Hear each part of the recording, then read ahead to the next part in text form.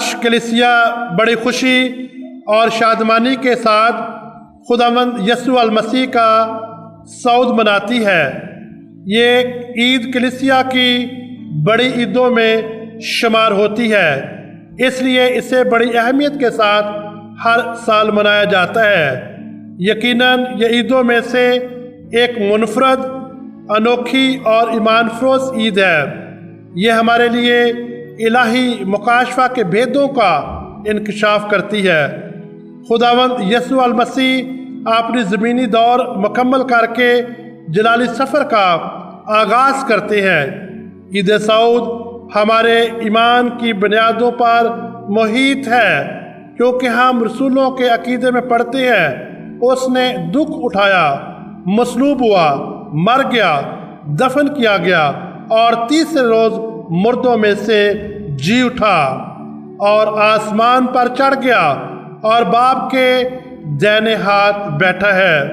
عید صعود 40 دن کا یہ وقت شاگردوں کے لیے ایک خاص دورانیہ تھا، جس میں وہ ان پر ظاہر ہوتا ہے، اماؤس کی راہ پر چلتا ہے، شاگردوں کے ساتھ رہتا ہے، ان سے باتیں کرتا ہے، ان کے ساتھ روٹی توڑتا ہے، انہیں سلامتی بخشتا ہے اور توما کو یہ دعوت دیتا ہے کہ اپنا ہاتھ بڑھائے اور اس کی پسلی میں ڈالے، غیر معتقد نہیں بلکہ معتقد بنے۔ یسوع ان کے اندر جرأت اور دلیری پیدا کرتا ہے، ان کے اندر سے ڈر نکالنا چاہتا ہے جس خوف میں وہ مبتلا تھے۔ ان 40 دنوں کے واقعات میں وہ انہیں تیاری کے عمل سے مسلسل گزارتا ہے، انہیں پاک کرتا ہے تاکہ وہ آنے والے وقت اور حالات کے لیے ایک مضبوط چٹان بن جائیں۔ 40 کا ہنسا بائبل مقدس میں ایک خاص واقعہ اور وقت کے لیے استعمال ہوا ہے۔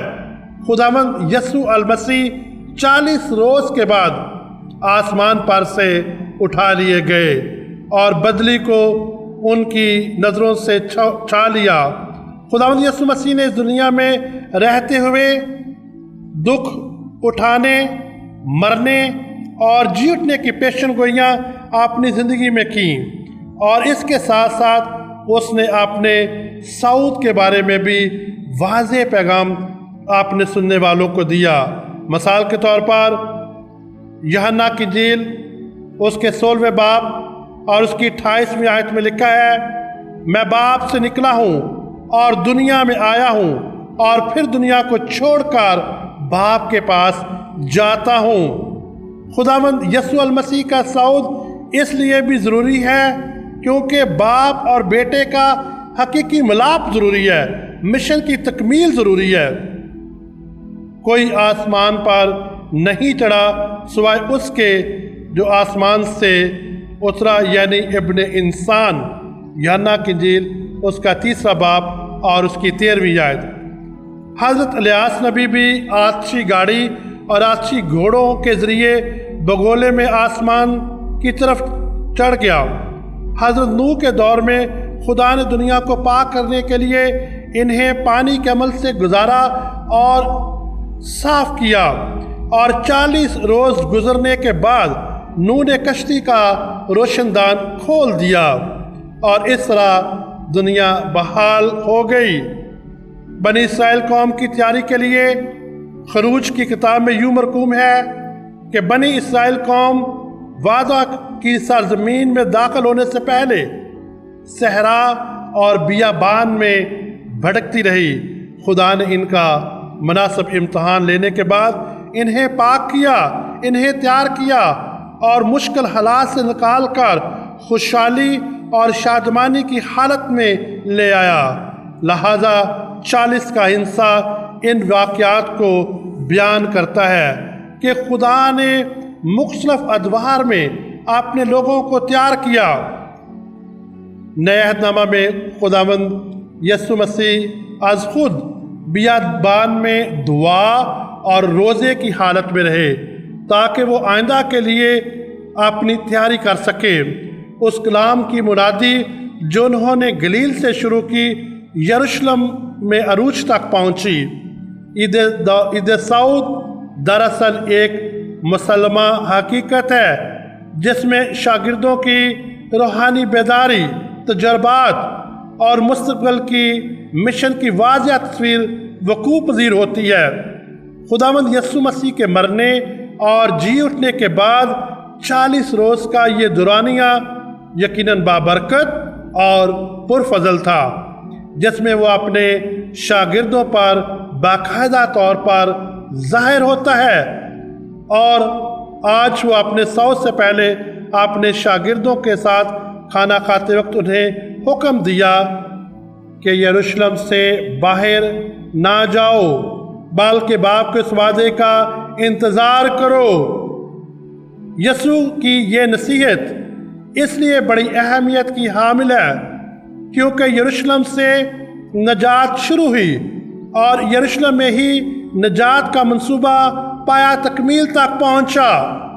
मसलन यरूशलेम में यीशु का पैदा होना, खुदा की बादशाहत की मनादी करना, लोगों का यीशु को बादशाह के तौर पर कबूल करना, उसका इस्तकबाल करना और फिर यरूशलेम में ही यीशु का रद्द किया जाना, पिलातुस की कचहरी में मुकदमे का चलना, आखिरी फसा का खाना अपने शागिर्दों के साथ खाना, पाक यूखरस का तकर्रर करना, पाक खिदमत का तकर्रर करना और रसूलों पर पाक रूह का उतरना और यरूशलेम से ही मिशन का आगाज शुरू होता है।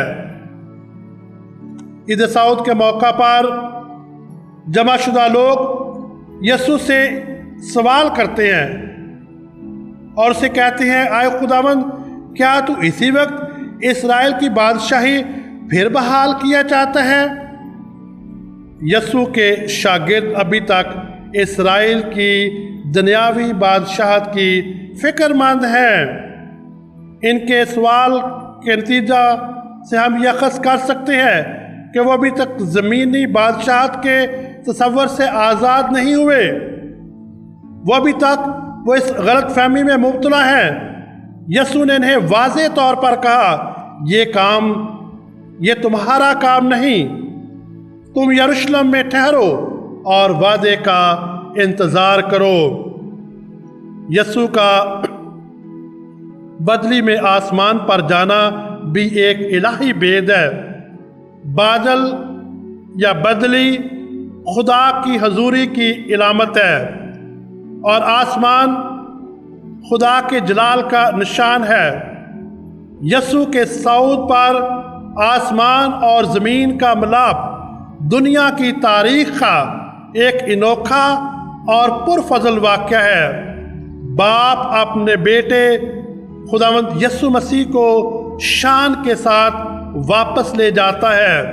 आज यीशु के वो अल्फाज सच साबित होते हैं, क्योंकि मैं बाप के पास जाता हूँ। यूहन्ना उसका 14 बाब और उसकी 12वीं आयत। इस ईद सऊद के मौका पर खुदावंद यीशु मसीह अपने रसूलों के लिए रसालती हुक्म भी जारी करते हैं। तमाम दुनिया में जाकर अंजील की मनादी करना। दूसरा, जो ईमान लाता है उनको बाप और बेटे और रूहुल कुदुस के नाम में बपतिस्मा दो और उन्हें ये तालीम दो जिनका मैंने तुम्हें हुक्म दिया है, और ज़मीन की इंतहा तक मेरे गवाह ठहरना। खुदावंद यीशु अल मसीह अपने कौल को पूरा करते हैं, जैसा कि यूहन्ना की इंजील उसके 16वें बाब और उसकी 7वीं आयत में यूं मरकूम है, लेकिन मैं तुमसे सच कहता हूँ कि तुम्हारे लिए मेरा जाना फ़ायदेमंद है। खुदावंद यीशु मसीह इस ज़मीन से सऊद करके अपने बाप के दाहिने हाथ बैठकर आसमान और ज़मीन की बादशाहत को हमेशा के लिए अमर कर जाते हैं। आप सबको सेक्रेड हार्ट पैरिश साहिवाल की तरफ से ईद सऊद बहुत बहुत मुबारक हो। आमीन।